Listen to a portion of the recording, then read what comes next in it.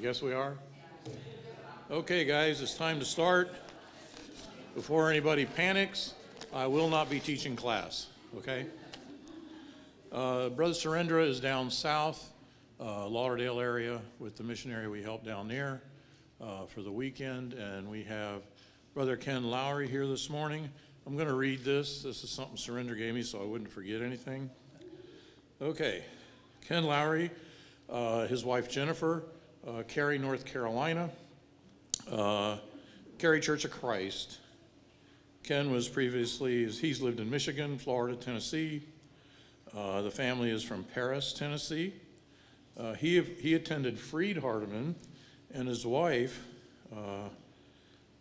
she graduated Lipscomb. I don't know how that happened, but I guess somehow that worked out.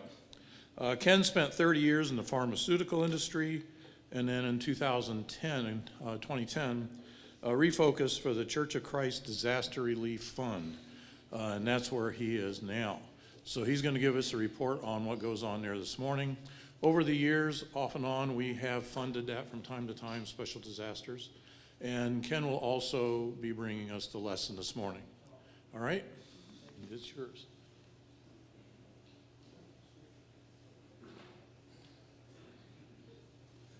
Good morning. It's an honor and a privilege to be here with you all. I've got to start by apologizing on behalf of my wife, Jennifer. She contracted food poisoning. We've been on the road for 2 weeks, and she is recovering, but she has a wicked cough right now. And she said, even though she was negative for COVID and negative for flu, she said if she started coughing, the building would evacuate. So she thought it best to join us online today and not be here.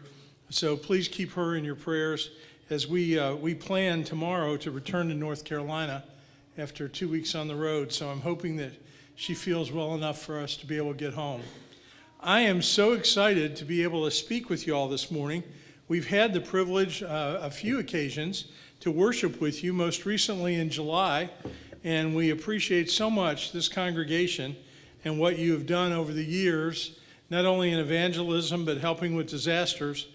And so we are happy today to be able to talk with you and spend a little time. What I'd like to do in the Bible school hours, talk a little bit more about logistics and why we do what we do and the way we do it.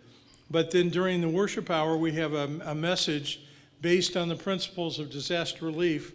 And I believe our worship to God needs to be focused on Him. So I won't be talking about trucks and food boxes and things like that in the worship hour. But here in this class, I want to answer as many questions as I can and provide as much information for you as possible. I'd like to find out how many of you have actually worked with a congregation distributing supplies from disaster relief, or have been to our office in Nashville and perhaps helped pack the food boxes up there. By show of hands, how many have done that? Okay, there's a few of you. Thank you very much. We started this organization really after Hurricane Hugo in 1989. Now, Hugo was the hurricane that struck Charleston and then defied what it was supposed to do. It went inland to Charlotte, and then it went all the way up to the Canadian border, ripping communities along the way. It was devastating to people inland. Unlike here on the Florida coast, where you have a lot of palm trees that take those hurricane winds pretty well, the oaks and the hardwoods of the mountains and inland don't take hurricanes too well. So it was devastating. So back in 1989, at that time, there was a book called The Yellow Pages. In Nashville, Tennessee, Davidson County, there were over 129 congregations of the Lord's Church in that county. Hard to imagine. But they all felt that they needed to do something to help the good brethren from Charleston. And so they got together, the leadership got together and said, we're going to lease a tractor trailer, announce at your congregations, and have everyone bring in a bag, and we'll put them on the truck and take them to Charleston. Sounds like a great idea, right? But now I want you to think about 129 congregations times how many ever families participated, and they all went to the store and got what they thought was important for somebody in a hurricane. Can you imagine what was on that truck? I can't. But they loaded it up, they took it. They realized that that was not going to be an efficient way for the organization to work. So jump forward to 1992. There was a little storm named Andrew that hit South Florida. And that's when we became organized the way that we are now. 18-wheelers packed with supplies leaving Nashville, going to congregations of the church. I want to let you know that since 92, when Andrew hit and we became organized like we are now, over $208 million have been distributed by disaster relief exclusively through congregations of the Lord's church. It's an amazing thing that we are organized in such a way that's so simple. There's no bureaucracy. In the entire organization, we have 13 employees. That includes our warehouse workers, our administrative staff, and what we are able to do with volunteers is absolutely amazing. You might say, why is it in Nashville? Nashville is uniquely situated, pretty much in the middle, at least, of the eastern part of the country, but easy to get in and out of to different places. We've been in 47 of the 50 states, and our trucks leave Nashville with volunteer drivers and go to congregations all over the United States. Now, the reason I say it's uniquely located is that with the vast number of members and congregations of the Lord's church within an easy driving distance, what happens is when a disaster occurs, we'll put out a call. We have a phone tree that people have signed up for. And for example, we'll say Tuesday at 10 a.m., we're going to pack the food boxes and run the food line. I'll talk about the details of that in a moment. But we will have anywhere between 300 and 500 people show up on that Tuesday morning at 10 o'clock, and in 3 hours, they'll pack 1,500 food boxes. Now, that is an amazing accomplishment, and it can only be done where there's a large number of members of the church that can come in. Many of those are retirees and seniors, but we have such a great following. We have people that have been doing that and packing on that food line in the same place for over 20 years. In fact, there's one lady who's 94 years old.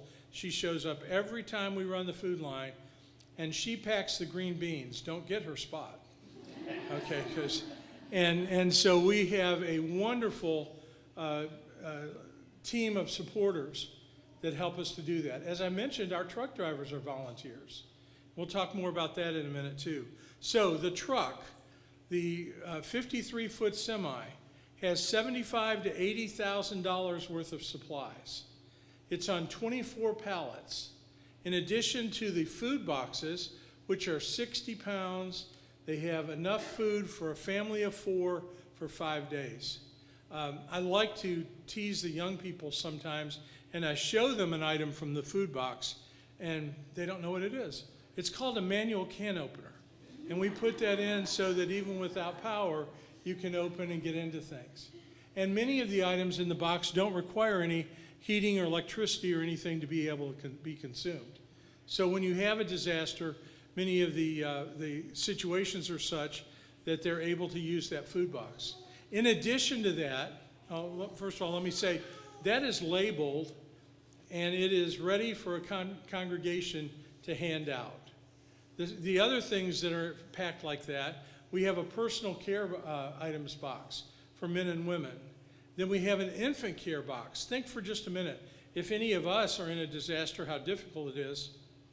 Think about a young mother who has a baby trying to get supplies. The infant care box has diapers, wipes, formula, everything they need. Just hand them the box. And then we have cleaning buckets. These are 5-gallon buckets that have cleaning supplies, batteries, flashlights, masks, gloves. They're all packed in where the church just has to hand it out. And our idea is that the congregations, this is not their main focus.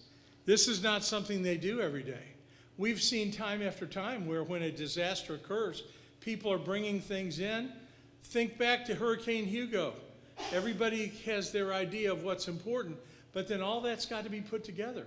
Somebody's got to be putting that together, sorting it, etc. So we've made that easy. Everything is ready, it's labeled, it's on a pallet, you just hand it out. Then we send bulk items. We send pallets of bleach, bottled water, cleanser. We send pillows, blankets, sheets. We send fans to help dry out the water once they get power back. We send tarps to cover the roofs that have been damaged by the storm. Wheelbarrows, rakes, shovels, brooms, mops, hose. Brand new clothing and shoes for men, women, and children. All of those things have been thought out, and we have made very, very few changes since 1992. I will tell you one minor change that we made to the food box. Years ago, we used to have a rule that if the boxes were going north, they had oats. If they were going south, they had grits. Okay, so that's about the biggest change that we've made over the years to make sure that we met those needs. Now, at any given time at our warehouse, our operations center in Nashville, we have between 6 and 10 truckloads that are already ready to go. They're staged. We need one man with a forklift. In 40 minutes, he can load the truck, and we get a volunteer driver, and they're on their way. Our objective is to deliver within 24 to 36 hours to a congregation so that they can begin assisting. As was announced, I'm getting ready to begin our 17th year working with disaster relief. And it's been absolutely incredible at the impact that these trucks have when they go to congregations. Now, the most I cover, I'm one of 5 that do this around the country. So the nation's divided into 5 sections. I have the Southeast, so everything from the Atlantic to the Mississippi River, Tennessee and Florida South is under my area. And so Jennifer and I travel around speaking, letting people know about it. When a disaster occurs in my area, I'm the point person. So we'll talk about some of those incidents and some of the things that are happening. One of the things that I want you to grasp, though, the very last thing that goes in the food box when it's packed in Nashville is a copy of the New Testament. And inside that New Testament is a handwritten note from a member of the church that's hand-signed. So the very first thing people get when they open that food box is God's Word. Isn't that a wonderful thing for them to see? And one of the questions, that we often get after they say that they never heard of us, and I talk to the congregation, we explain what we do, and they say, well, is this benevolence or is it evangelism? I have a one-word answer. Yes. It's both. Because I want you to think about it. Why would we, as good and as wonderful as it seems, why would we do something materialistic to help somebody and then not talk to them about their salvation and not talk to them about their soul? Jesus, when he taught the multitudes, he fed them, but he did talk to them about their salvation. And I believe that all of the things that we do as the Lord's church, we need to have a focus on getting us to the point where we can talk to that person spiritually. Now, there are a lot of accounts that I want to share with you this morning. I'm assuming I have a 9:45 stop. Is that right, Les? Correct. Okay. So if I'm going too far, somebody get up and tackle me, because I could talk all day about the examples of where the Lord's church has been so effective in reaching out to people at a time when they're in need. You all have experienced it. If you've lived here for very long, if you've lived anywhere in Florida, you know it is not a matter of if, it is a matter of when you're going to be subjected to one of these storms. Now, knocking on wood, that if we can make it another 2 weeks, this is one of the first years that we've gone without a tropical system making landfall in the U.S. And I hope I haven't jinxed us by saying that. Because through the end of November, and you've had a few, if you live, I know you live down in South Florida. Was it Wilma that came in November? Yeah. And it was a mean one. And so you can't imagine, what is going to happen. We don't know. In fact, 2018, it was October 2018, I was speaking at a congregation on a Sunday morning right about this time. And on the way to worship that morning, I'd heard on the radio that the weather service said there is a low pressure system off the Yucatan, and it's expected to form into a tropical storm, ultimately a hurricane, and is going to hit somewhere in the Gulf Coast. This was Sunday morning. Early Wednesday afternoon, Category 5 Hurricane Michael slammed into the Florida Panhandle, into Panama City, and forever changed that area. We sent over $1 million in support to congregations in that area and all the way up into Georgia. That storm was so vicious. On Sunday morning, it was a low pressure system. On Wednesday, it was a Category 5.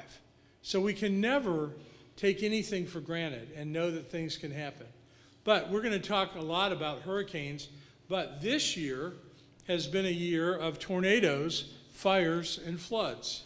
On the table in the foyer, next to the box for the contribution, I've put out some literature. This is a monthly bulletin that we put out.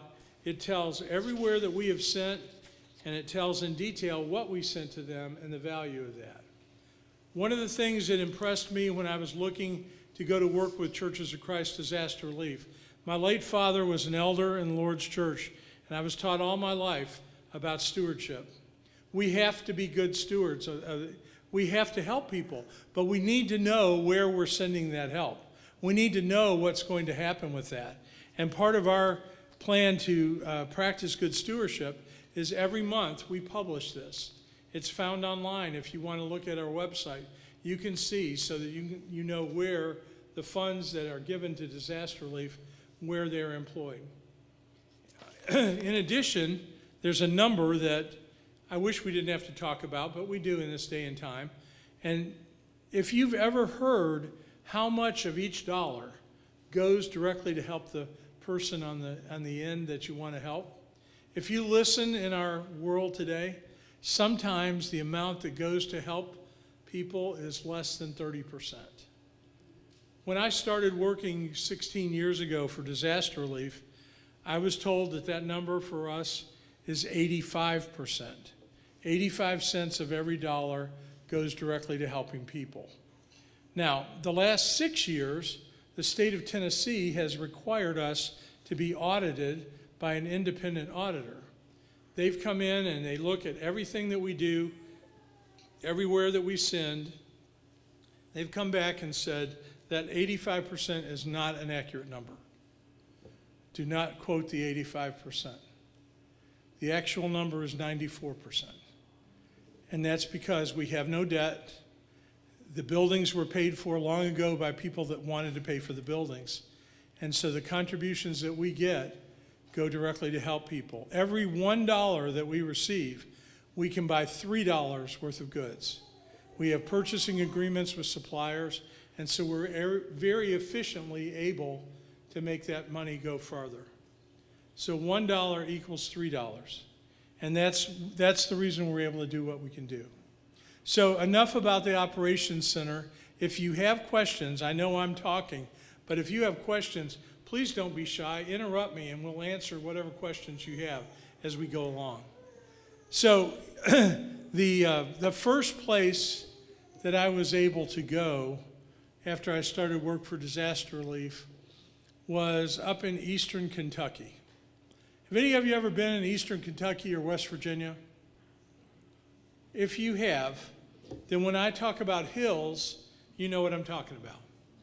Now, this first storm that I went to wasn't on the news. Nobody was covering it.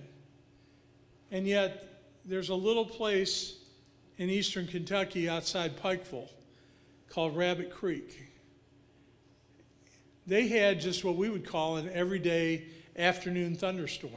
I know you haven't been in Florida because I've lived in St. Petersburg for a number of years, and every afternoon at 2 it would rain, it would stop at 4, and I'd mow the grass at 5. Okay, but these hills in eastern Kentucky are deadly. And these storms came, the water accumulated. There were 4 people that died that night in that flood. There were 2 young men, grandsons, went to look for their grandmother in the middle of the night, about 1 a.m. They got to her mobile home, which was located in a valley. They saw the water. They could see her through the front door. By the time they got to her, the trailer had ripped apart, had gone downstream, and they found her body 3 days later. That was the first place that I saw grown men walk into a place where the congregation in Pikeville, the Pikeville Church of Christ, was helping. And grown men would burst into tears because someone gave them a pair of shoes, because they left in a hurry during the night and they didn't have a pair of shoes. I want you to think about the impact that that can have on people. A few years ago, Jennifer and I were displaying down at the South Florida Lectureship in Palm Beach Lakes, which we were at last week. A woman came in. We had the food box there on display, and she burst into tears. And Jennifer comforted her and said, "Can I help you?" She said, "I just need a minute." She said, "I was 9 years old, and my family lived in Homestead, Florida, and we lost everything." And she said, "My family is alive today because of those food boxes." Now, I want you to think about that. 9 years old, and yet that image of that food box is locked in this young woman's mind. And I want you to think about all the occasions, the times, the things that you all have done individually, collectively as a congregation, when you've helped people and there's a child, and you don't think much about it. What's the impression that you're making on that child? In 1 Corinthians chapter 3, the Apostle Paul writes that I planted, Apollos watered, and who gave the increase? God. Brethren, every time we do something in the name of the Lord, we are doing something to plant seed. And you don't know when that's going to yield fruit, but I know it will. And I've seen it time after time after time. And so we need to think about every time you distribute a food box, you've put God's word in their hands. Last September was I don't even know the words to describe, Helene and Milton. If I just say those words, many of you know what I'm talking about. Well, I told you I have the Southeast, so everywhere that Helene and Milton went, those were areas that we had to cover. We sent out in 3 weeks 33 of these trucks to 26 different congregations in Florida, Georgia, South Carolina, North Carolina, Tennessee, Virginia. And I will tell you that 1 year later, we're still assisting those congregations. Because if you've been in a storm, you know that the first week or two, there's lots of attention, there's lots of help. But then you look around after a couple of weeks and I still lost my house. Where is everybody? What we're able to do at Churches of Christ Disaster Relief is to continue to support with basic supplies as long as the congregation knows that there's a need. Then there's a phase 2, and that's what we're heavily involved in right now. When people are able to get back into a home, back into a place that they have some stability, then we're able to provide through the Lord's church brand new appliances, brand new furniture, and brand new beds to families that qualify. What are the qualifications? If they're low income, if they have less than a $40,000 family income, if they did not have insurance or inadequate insurance, or if they're seniors, they have no way of replacing it, then we will provide furniture, appliances, and beds to those families. And sometimes, as in the case of Panama City, The storm occurred in 2018. The preacher's home in one of those congregations in Panama City was completely destroyed. We delivered those appliances 3 years later when they were able to get back into a house. I spoke to a family 2 weeks ago in St. Petersburg. The man and woman, the man's an elder at a congregation there in St. Petersburg. He and his wife, her father, had passed away a week before the storm hit. They took possession of his house, but because a tropical storm had already been declared, they could not get insurance. Everything was destroyed. He told me that here, over a year later, the house sits exactly the way it was, other than having cleaned out most of the items. Part of the issue is insurance battles. Part of the issue is finding quality workmen to be able to do the job, and there is a shortage. So in June of this past summer, we were in western North Carolina. We live in Cary in eastern North Carolina, and the storm did its damage in the mountains. And who would imagine that a hurricane would hit the mountains of North Carolina? But it did. And the people were devastated. 95% of the people did not have flood insurance, so they weren't covered. FEMA's efforts were inadequate. We have helped so many congregations, but it took from September of last year until June. When we were there in June, the last families were moved out of tents and moved into a substantial place to spend the winter.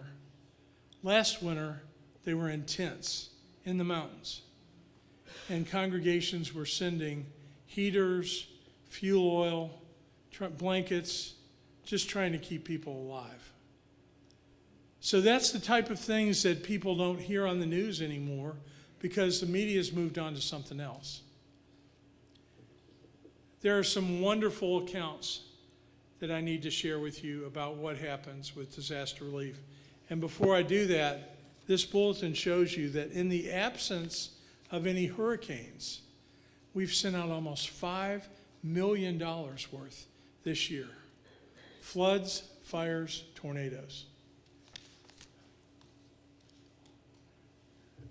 Back in the 2015, there was a devastating tornado in the state of Mississippi.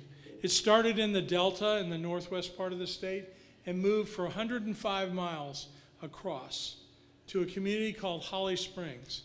Holly Springs is about 45 miles southeast of Memphis. And the tornado was an F4, damaging, but I want you to pay close attention here. This is important. It was on the evening of December the 23rd. Now, on the 24th, I started trying to contact a congregation. Now, I'm just going to be candid with you. Sometimes it's difficult to get in touch with people at a congregation during the week. Many times I'll leave a message on the answer machine and hope that they'll get it the next time someone's at the building. That was the case here. I went online to try to find a contact for the Holly Springs Church of Christ. I had 3 numbers. The first 2 were disconnected. The third was a number that I talked with a gentleman. He said, I used to be an elder, I'm not anymore. I can get your name to one of the elders. I said, okay. Now this is at noon Eastern time on December 24th. Are you with me on that? You know what that day is. 1 o'clock, I get a call back. His response was, I've never heard of you. I said, I understand the way the church is organized. Every congregation is autonomous. If you haven't had information about disaster relief, you've never been hit by a storm, you may not have heard of us. I explained what we want to do. We want you to take this $75,000 to $80,000 truck of supplies. We want you to do 2 things. Give it to anyone in need, regardless of their faith. And second, only distributed by members of the Lord's church, because it is an evangelistic effort. He said, okay. When would the truck be there? I said, we can have it there at 8 o'clock tomorrow morning, which would be 8 a.m., December the 25th. He said, how many people do we need? I said, ideally, you need at least 15 to 20. Pause. I don't know if I can get 15 or 20 people at 8 a.m. on December the 25th. He said, but I'll see what I can do. Yes, go ahead and send the truck.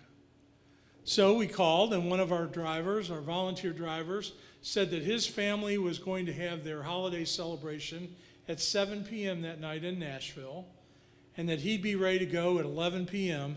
to deliver to Holly Springs on the morning of December 25th. And that's what he did, and he was there. Now, unbeknownst to me, the elder that I spoke with at Holly Springs happened to also be the superintendent of schools for the county. And in the time after we spoke, he contacted every school in the county and got a list of every family that had been impacted by that tornado. When the truck arrived on the morning of December 25th at 8 a.m., guess how many people were there? 70. They had also taken and had trailers and pickup trucks and cars ready. And as things were coming off the truck, they were loaded onto those vehicles. And by noon on December 25th, every family that had been impacted by that tornado had been visited by the Holly Springs Church of Christ. Brethren, that's putting faith in action. That's doing something to reach out. And when we visited there a short time afterwards, they had 3 families that were worshiping with that congregation that had never been to the Lord's church ever before. And time after time, we have accounts of that. Are you familiar with a little town in northwest Florida called Century? Century is on the Alabama-Florida line north of Pensacola.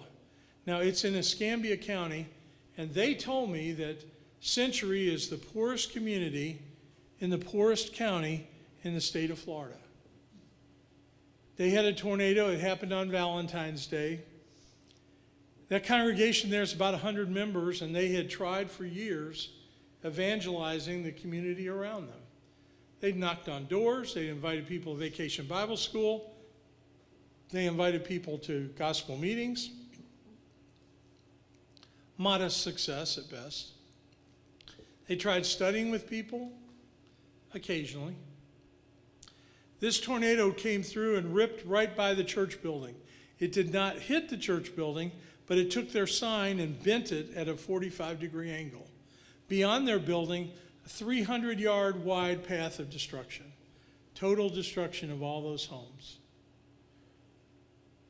When I talked to him, he said, we don't have a fellowship room or a place that we could put supplies other than just in the auditorium.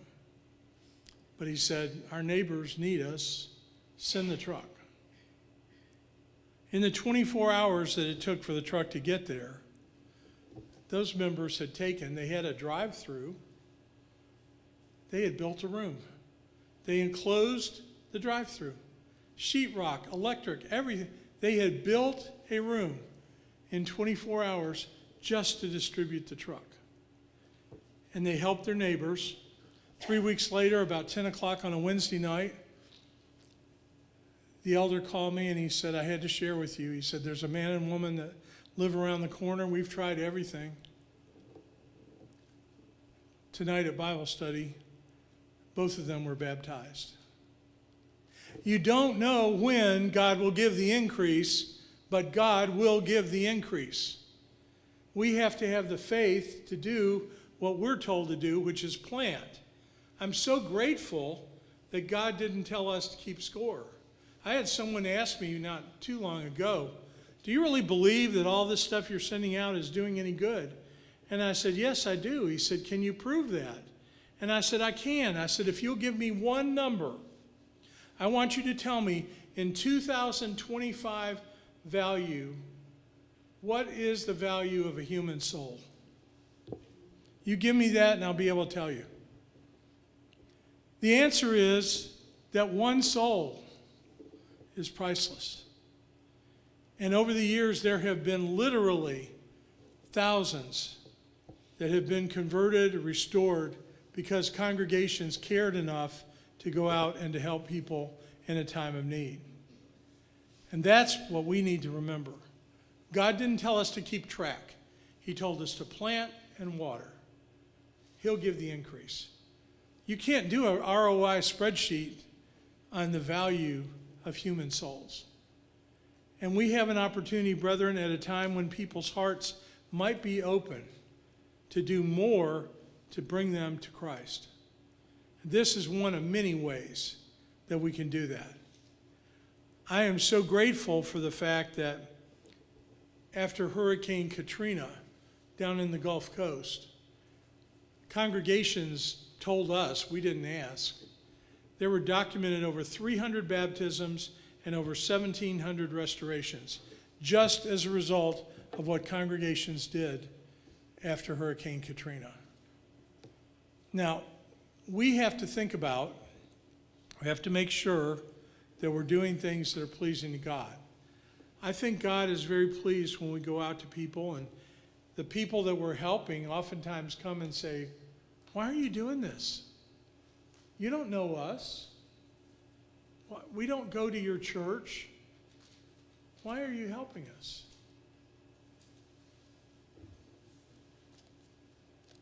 Because we care. Because God cared. And we want you to know that we care about you and we love you. That's why we do it.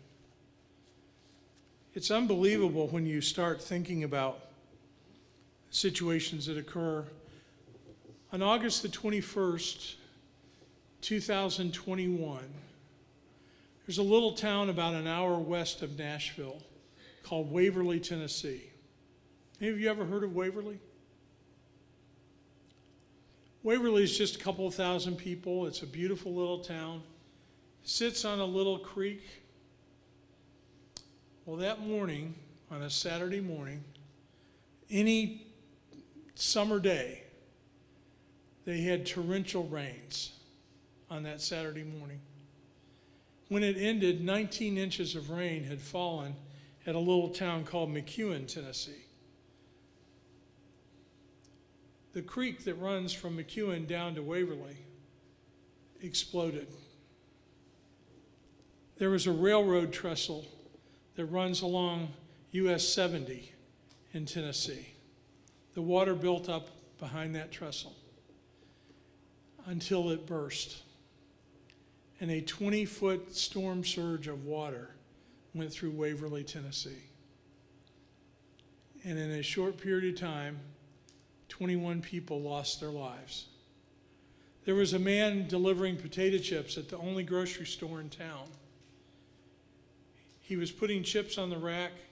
He noticed water around his feet. And before he could respond, the water was up to his shoulders.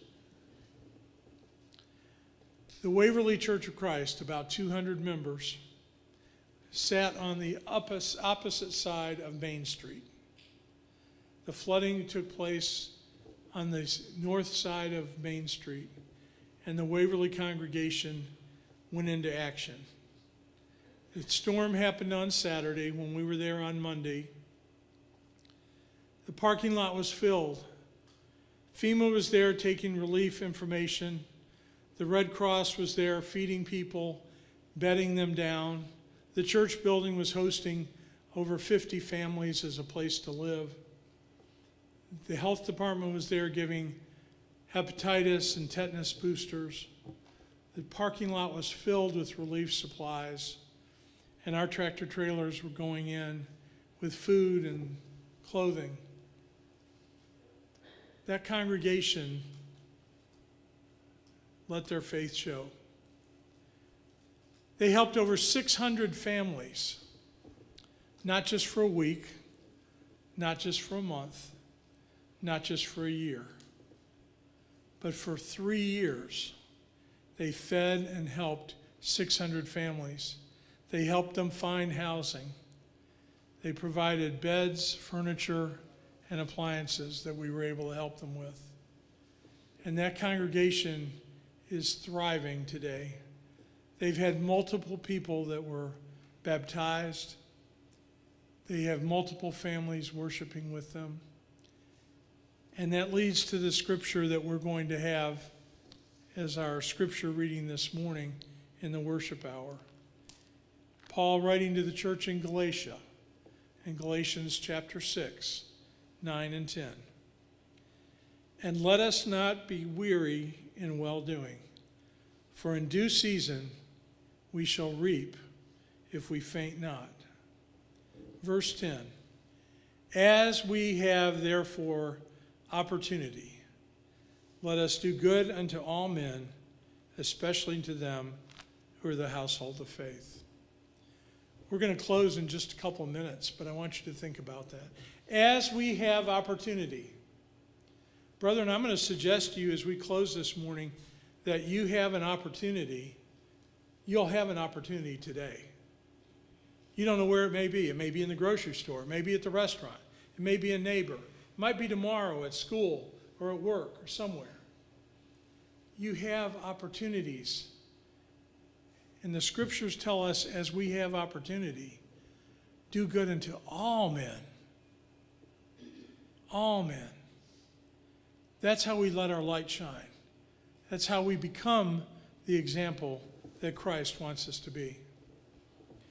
We've got 2 minutes. What questions do you have? Yes, sir. Not so much a question, but more of a statement. I think it's wonderful. It's a terrific evangelistic outreach, but set that aside. If you look at what Paul writes to the church at Corinth in chapter 16, when he tells them to lay aside so that on the first day of the week this collection can be made, what was that collection for? It was for the saints. Who were experiencing a famine in Jerusalem. Exactly. So this is speaking directly to the heart of the gospel. It is. And it's an opportunity for us to share that gospel with people that need it. And I will tell you, people are a lot more willing to talk to you about this when they've been impacted. With Hurricane Helene in Augusta, Georgia, the Central Congregation in Augusta, and I noticed, I was so pleased that you have it on your rack in the foyer. The congregation in Augusta took multiple trucks, 3 truckloads of our supplies, about $250,000 worth of supplies. And they were helping in that community. Every single person that they went out to and talked to and helped, they asked if they could set up a Bible study. They set up 200 Bible studies just by doing this. And the book that they were using along with the gospel was God and Man. And if you haven't picked up God and Man, I'm telling you, across the brotherhood, there are so many good reports from God and Man about setting up a Bible study. That book can be used independently or it can be used as a guided study. But the fact of it is, set up something to tell people about the good news of Jesus. And this is one of many good works. This congregation is involved in evangelistic efforts in so many different ways. God bless you for that, and thank you for that. But verse 9 says, don't grow weary. We have to keep going. And even if you don't think you're seeing the result, keep going, because some point, God will give the increase. Any other questions? Thank you so much. I appreciate your kind attention. If you have questions, let me know. I could have gone till midnight, even though we're on a single floor. No one's going to fall out of a window, but I think it's time for us to stop. So, thank you.